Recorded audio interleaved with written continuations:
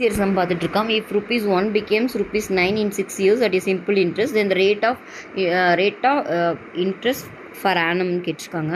தனி வட்டியின் கீழ் 60 ஆண்டுகளில் ரூபாய் 9 ரூபாயாக மாறுகிறது. ஆண்டு வட்டி என்னன்னு கேட்டிருக்காங்க. ஸோ இந்த சம் எப்படி போகலாம் பாருங்கள்.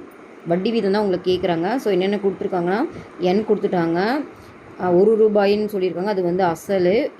இது வந்து 9 ரூபாயாக மாறுதுன்னா ஏ கொடுத்துட்டாங்க. உங்களை என்ன கேட்குறாங்கன்னா ஆர் கேட்குறாங்க. ஓகேவா? நம்மளுக்கு தெரியும் ஏ வந்து பி ப்ளஸ் ஐன்னு. கரெக்டாக? இதில் வந்து இது வந்து 9 ரூபா, அசல் வந்து 1 ரூபானா அப்போ ஐ எவ்வளோ? 9ல் 1 போச்சுன்னா 8. ஓகேவா? அப்போ ஐ வந்து 8. ஃபார்முலாவில் சப்ஸ்டியூட் பண்ணலாமா?